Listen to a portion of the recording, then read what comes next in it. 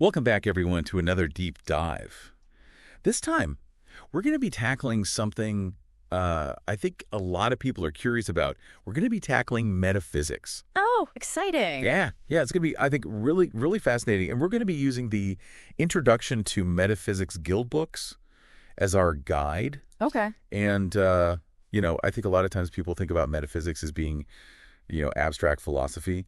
But these books are really about applying these concepts to your life, to your day-to-day life. Right. And, I've always been fascinated by metaphysics. So I'm really excited to dive into this. And some of the things we're going to be talking about, have you ever wondered if your thoughts really have power? Oh, for sure. Or what quantum jumping even means? Yeah. We'll unpack all that and more. I think it's so fascinating how these books really make metaphysics accessible. Yeah. They bridge the gap between these grand ideas about reality and how we experience life on a day-to-day basis. Exactly. Okay, so book one starts with kind of the foundations. And I will admit there are some big words right off the bat: ontology, epistemology, cosmology. Right. I do a brush up on these a bit. Those are the cornerstones. Yeah. But think of it like this: ontology is like figuring out what's actually real, Okay. not just what we perceive. Yeah. It's the study of being. Okay. Almost like asking, what does it mean to exist? So not just what exists, but the nature of existence itself. Exactly. That's getting deep quickly. Exactly. And then you have epistemology, which is all about knowledge. Okay. How do we know what we know? Yeah. Is it through our senses, logic, intuition? Right. It helps us evaluate our beliefs, where they come from, if they're reliable. That's actually super relevant to, everything. Right. Like, how many times do we just accept things without really questioning why we believe them? All the time. And that's where critical thinking comes in, which is a key theme in these books. And then there's cosmology, which zooms out to look at the universe as a whole. Right. Its origin, its structure. Yeah. It's like the biggest picture possible. So we go from what's real to how we know to the entire universe. Right. That's quite a scope. It is. But I'm guessing these books don't just leave us with these definitions. No. How do they tie these concepts together? They weave them into a framework. Okay. For understanding our place in the universe and how we can consciously interact with it. Okay. They argue that by understanding these foundations, we can start to shape our reality more intentionally. Okay, now that's where I get really intrigued. Yeah. This is where the idea of quantum jumping comes in, right? Yes. Book two dives into that. Now, I have to ask, is this really about jumping between different realities just by thinking about it? Right. Because that sounds a little out there, even for me. I understand the skepticism. Yeah. It's not about teleporting physically, but about shifting your perspective in a profound way. Imagine you're stuck in a loop of negative thoughts. Right. Quantum jumping is about consciously choosing to break free from that loop and adopt a new, more empowering mindset. So it's not about magically changing the external world, but changing your internal world, which then influences your actions and choices. Exactly. It's about aligning your inner and outer worlds to create a new reality. And how do they suggest people actually do this? Is it purely mental? Yeah. Or are there techniques involved? The book dives into specific practices like visualization, affirmations, and setting clear intentions. So there's actually a how-to element to this. Absolutely. It's not just conceptual. Yeah. That makes it a lot more practical. But I'm already wondering, how much is mindset and how much is taking concrete action in the real world? That's a great question. And the books emphasize that it's a balance. Okay. It's about aligning your thoughts and feelings with your actions. Okay. They give the example of someone wanting to start a business. Yeah. Quantum jumping in this context would involve not only visualizing the successful business, but also taking practical steps, like writing a business plan, seeking funding, and networking. So it's not about replacing action with just thinking positive thoughts. Right. It's about using the power of the mind to fuel and direct those actions more effectively. Precisely. And they argue that when you combine focused intention with aligned action, you create a powerful force for manifesting your desired reality. That makes a lot more sense. It's not about sitting on your couch wishing for things to happen. Right. It's about using the power of your mind to propel you forward. Yes. Speaking of which, the books mention some pretty incredible benefits that can come from applying these metaphysical principles. Right. Things like boosting creativity and improving relationships. Are those realistic outcomes or a bit of hype? Well, while individual results may vary, Yeah. the benefits stem from the core principles. For example, enhanced creativity is linked to the idea of tapping into a universal consciousness, almost like plugging into a source of inspiration that's bigger than ourselves. Interesting. And for relationships, the emphasis on interconnectedness fosters empathy and understanding. So instead of just focusing on our own little bubble, Yeah, we start to see ourselves as part of a larger whole. exactly. That could definitely shift how we relate to others. Absolutely. The books even highlight a case study where Wait, before you share that example, I have a personal anecdote about this. okay. I remember when I was going through a really tough breakup a few years ago, Mm-hmm. and I was feeling completely lost and heartbroken. Yeah. A friend introduced me to the idea of shifting my perspective. Instead of dwelling on the loss, Right. she encouraged me to see it as an opportunity for growth and self-discovery. That's a perfect example of what we're talking about. It wasn't easy, but I started to focus on the things I could control, like taking care of myself, pursuing my passions, and reconnecting with friends. And slowly, my whole outlook shifted. Wow. It didn't erase the pain of the breakup, Yeah. but it allowed me to move through it in a more empowered way. That's so powerful, and it really speaks to the core message of these books. Yeah. It's not about pretending that difficult things don't happen, but about recognizing that we have a choice in how we respond to them.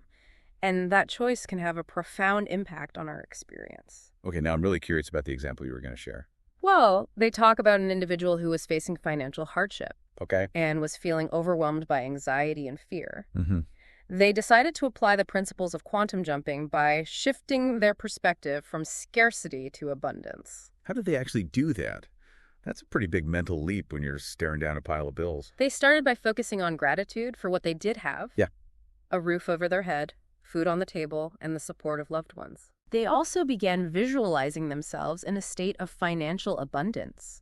Not just wishing for it, but really feeling the emotions of what it would be like to be financially secure. So engaging those feelings as if it were already their reality? Precisely. And along with that, they also took practical steps to improve their situation, Okay. like updating their resume, networking, and even exploring new income-generating opportunities. So they combined the internal work with external action. Exactly. And over time, they reported feeling a significant shift in their energy and outlook. They began attracting new opportunities, and eventually they were able to turn their financial situation around. Wow, that's amazing.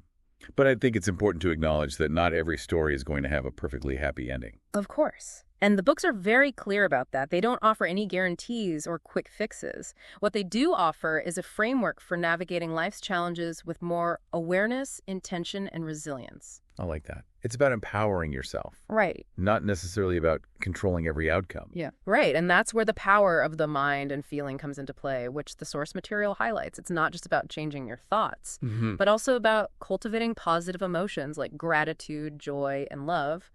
Hold on, before we dive into the benefits, Yeah. I'm getting the sense that this is a good point to move into the community aspect, Okay. the guild experience. It seems like having a supportive community could be really valuable, Yeah. especially when you're trying to make these kinds of shifts. What do the books have to say about that? They actually dedicate an entire section to the guild experience, Okay. emphasizing its role in deepening and accelerating the journey. They compare it to climbing a mountain. You could try to reach the summit alone, but it's much easier and more enjoyable with a group of fellow climbers who can offer support, encouragement, and shared knowledge. Yeah, that's a great analogy because, let's face it, changing your mindset and adopting new ways of thinking can be challenging. Having a community to lean on could make a huge difference. But what exactly does the guild experience entail? Is it just online forum or is there more to it? It's much more than just a forum. They have regular online meetings, workshops, and even retreats where members can connect with each other, share their experiences, and learn from experts in various fields related to metaphysics. Okay, so it's like a blend of learning, support, and community building. Yeah. That sounds pretty amazing, but I'm also curious, what kinds of discussions or activities do they engage in within the guild experience? Well, they have different groups and forums dedicated to specific topics like quantum jumping, manifesting abundance, and developing intuition. They also have guided meditations, group visualizations, and even workshops on things like energy healing and dream interpretation. Wow, that's a wide range of offerings. It sounds like they really cater to a variety of interests within the realm of metaphysics. But I imagine there are also potential pitfalls to being part of any community, right? Like, how do they ensure that it doesn't become an echo chamber or a place where people just blindly follow whatever the leader says? That's a really important point, and the books address this directly. They stress the importance of critical thinking and discernment even within a supportive community. They encourage members to question everything, to do their own research, and to form their own conclusions. That's reassuring to hear. Because while having a community can be incredibly beneficial, it's crucial to maintain that sense of individual autonomy and critical thinking. Absolutely. It's about finding a balance between being open to new ideas and perspectives while also staying grounded in your own values and discernment. The Guild experience seems to encourage that kind of balanced approach. Well, this deep dive has certainly given me a lot to ponder. From the foundational concepts of metaphysics to the practical techniques of quantum jumping and the power of community, it's clear that there's a lot to explore here. But as we wrap up, what would you say is the most important takeaway for our listeners? I think the key message is this: you have more power to shape your reality than you might realize. Your thoughts, beliefs, and emotions are not just passive experiences, they are active forces that influence your experience of the world. It's about becoming conscious creators of our own lives. Exactly. And by understanding the principles of metaphysics, you can start to harness that power more intentionally and create a life that aligns with your deepest values and aspirations. That's a powerful message to end on. And if our listeners are feeling inspired to start applying these ideas, what's one simple thing they can do today to begin that journey? Start by paying attention to your self-talk. Notice the stories you're telling yourself, the assumptions you're making, and the beliefs you're holding on to. Are they empowering you or are they limiting you? Just by becoming aware of your inner dialogue, you can begin to shift it in a more positive and constructive direction. It all starts with awareness. I love that.